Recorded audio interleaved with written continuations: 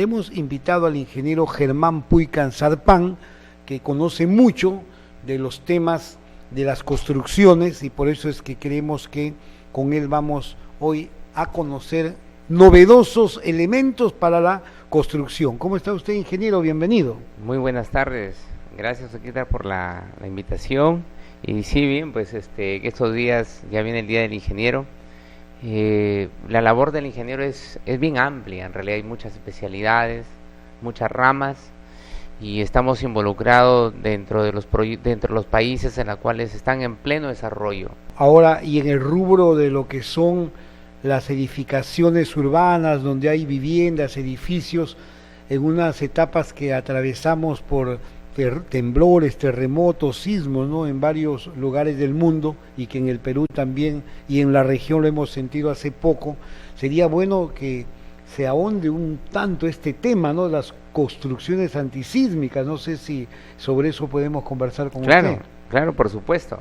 Justamente la semana antepasada, todo el Perú, digamos especialmente la zona norte, de Lima hacia el norte, porque se sintió en Lima, Loreto fue sacudido con un sismo de una magnitud de 8,5, y recuerdo que al WhatsApp llevaba una serie de la gente se espantaba, por ejemplo, ¿no? En el Facebook la gente escribía, la gente se ha sentido acá, se ha sentido en Piura, se ha sentido en Tumbes, en Lima. Y es que cuando sucede la cosa recién, le ponemos un poco de énfasis, un poco de preocupación, pero esto no es novedad. Nosotros estamos en una zona altamente sísmica. Y hay para este tipo de situaciones, yo creo, el ingenio y la capacidad del hombre para poco a poco ir modernizando. Pero antes, por ejemplo, nos gustaría saber sobre la manera como actualmente muchos todavía están en una informalidad de las viviendas, porque no le ponen ni siquiera los elementos necesarios, básicos para construirlas. Por supuesto. Muchos se preguntan, por ejemplo, partamos de lo siguiente, ¿no? El tema de la normatividad.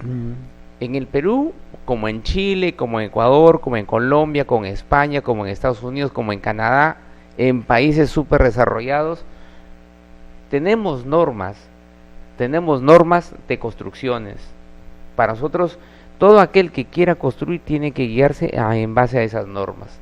Por ejemplo, tenemos la norma, la E020, que son las normas en las cuales te indican qué cargas debes de tener en cuenta para diseñar una edificación.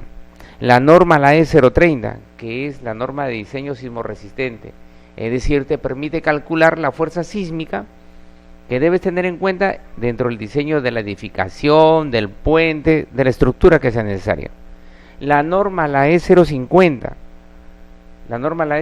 habla netamente de los que son suelos y cimentaciones para las edificaciones.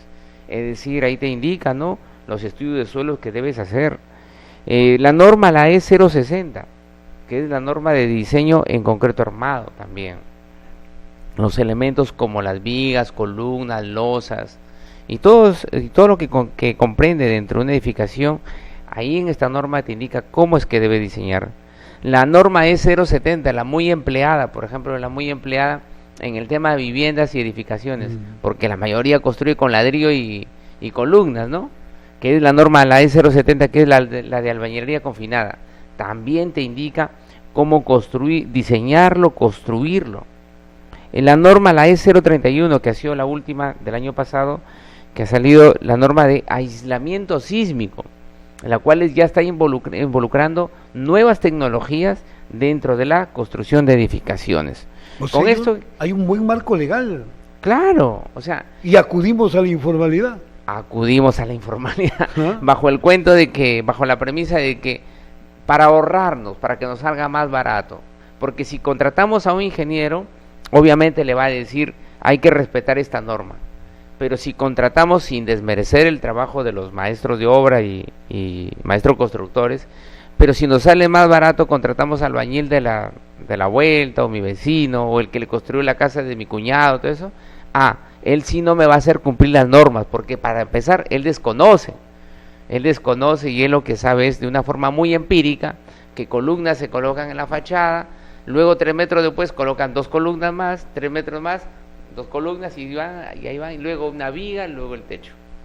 Y de ahí se olvidaron de los ductos de ventilación, se olvidaron del manejo de ambientes, de la ventilación, de la parte técnica, en la cual es si la cimentación que colocaron está preparado o no está preparado para las cargas y para el suelo, para el tipo de suelo.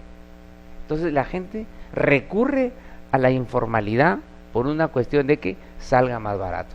Pero existen normas, como te acabo de mencionar. Ingeniero, y de allí los resultados de ese terremoto en 1970, aparte, lógico, del aluvión en las ciudades que fueron afectadas, o cerca nomás, ¿no?, lo que ha pasado en Ica en el 2007. Esto también se refleja, lo que usted acaba de decir, de la informalidad, cuando las viviendas caen así de pronto. El 80% de las viviendas que cayeron en el año 2007, del 15 de agosto, del terremoto en Ica, fueron viviendas totalmente informales. Dentro de ellas también habían sido algunas edificaciones que habían tenido planos, que habían sido diseñados por ingenieros y que también se habían caído. Con esto también, ¿qué te quiero decir? Que pueden haber el diseño bien hecho, pero cuando se fueron a construirlo, contrataron pues acá, el de allá, para que salga más barato, y lo construyeron distinto al diseño. Con esto, ¿qué te quiero decir?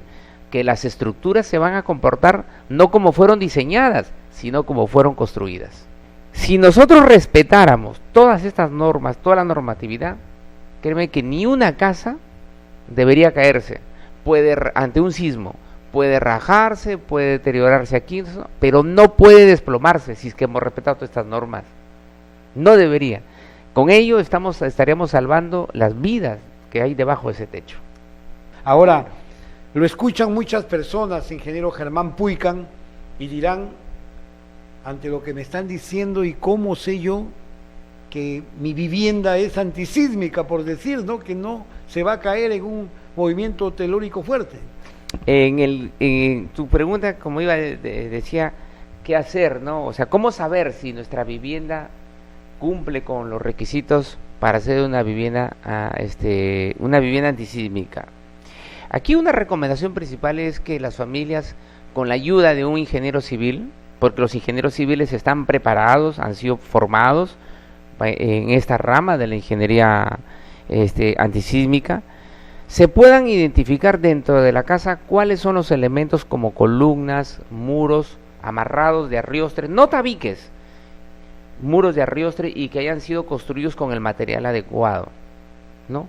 Comenzar a identificar las zonas seguras, todos los elementos que nos ofrece, digamos, el aporte de la resistencia.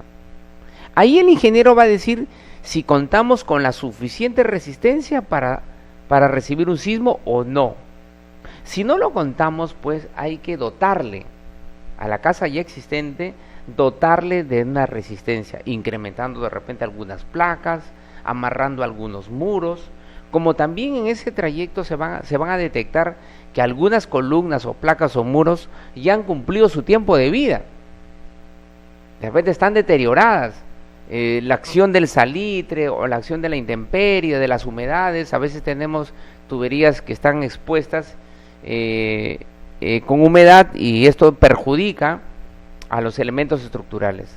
Entonces, todo esto lo vamos a saber siempre y cuando las familias pidan al ingeniero una evaluación estructural. La evaluación estructural es importante, es parte de la prevención, Óscar.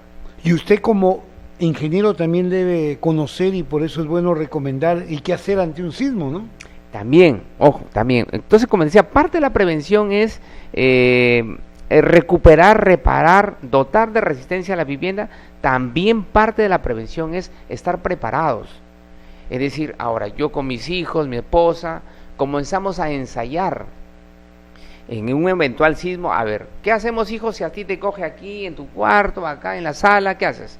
Ya, yo corro acá a las zonas seguras, Comenzar a colocar con letreros, con sticker, las zonas seguras, Ante un sismo no todos deben salir corriendo. Deben tener presente que lo primero que tienen que hacer es ubicar la zona segura. No ubicarse al lado de ventanas, porque esto podría reventar esta ventana y genera una lluvia de vidrios. Y de repente no mueres por el sismo o sino por el tema de eso. Por eso que los vidrios de las ventanas deben colocarse láminas plásticas, de tal manera de que cuando ocurre un quiebre ya no se caen los vidrios, quedan ahí nada más en la lámina pegada. De tal manera que la familia debe ensayar por lo menos una vez por semana para empezar, después una vez cada 2 semanas, después una vez al mes. Y así va, es decir, elaboramos un plan familiar de evacuación. Si ya tenemos la casa, está reparada, hermano, nos va a permitir salir. Se puede deteriorar, pero nos permitió salir.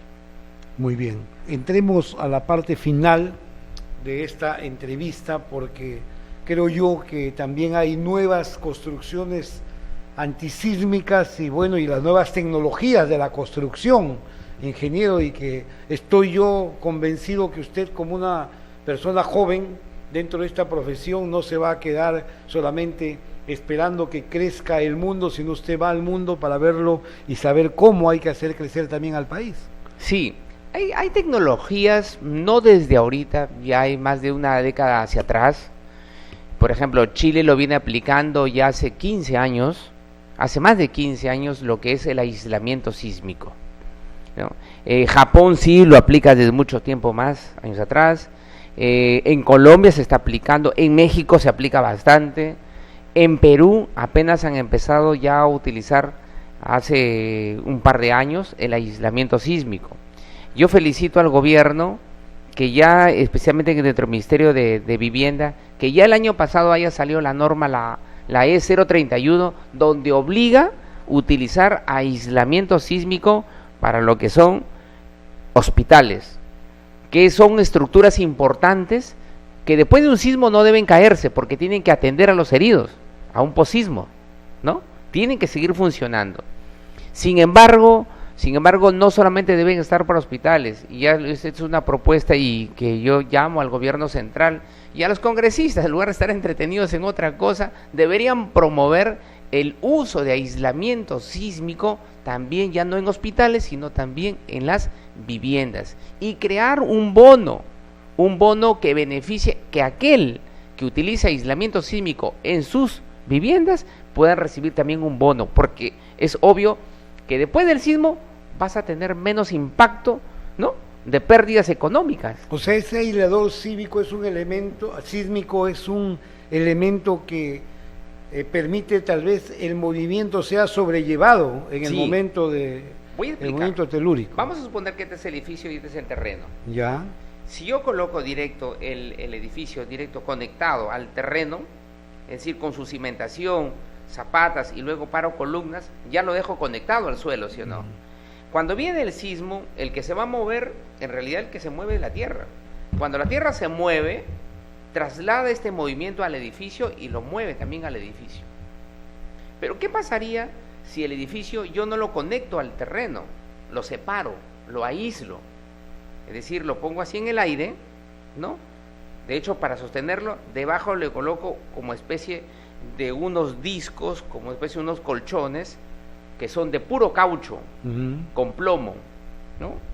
Se coloca ahí y ahí descansa encima.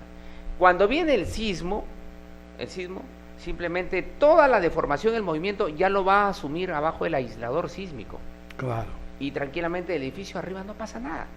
Puede estar un médico en un hospital haciendo una intervención quirúrgica y ni siente que está... Ni siquiera pasa nada. Siguen los hospitales funcionando ante un sismo. Entonces lo mismo debería suceder en el tema vivienda. Es por ello que estoy proyectando dentro de este año, y espero que cuando lo termine te estaré invitando, ya, porque con esto estoy motivando que dentro de nuestra región, que si bien es cierto, la gente está contenta porque no hay tanto movimiento sísmico, pero lo que no saben es que hay un silencio sísmico, y cada año que pasa, ya sabes que estamos avanzando 6 centímetros, estamos acumulando energía. Entonces vamos a empezar ya a traer lo que son los aislamientos sísmicos y a colocarlos debajo de las viviendas nuevas que vamos a empezar a construir. Qué interesante, ¿eh? Nos va a gustar mucho participar tal vez en esos momentos para llevar las imágenes para que la población conozca y sepa más de esta modernidad que hay ahora. Así es, Oscar Mavío, te agradezco por el espacio y en este día previos al Día del Ingeniero, la labor que desarrollan muchos ingenieros en beneficio de nuestro país. Suerte y éxitos, ingeniero, ¿eh? Y en el nombre de usted un saludo a todos los ingenieros de la región Lambayeque. Muy amable, gracias, gracias. El ingeniero Germán Puycan Sarpán ha estado con nosotros una vez más, ilustrándonos de temas tan importantes para la comunidad.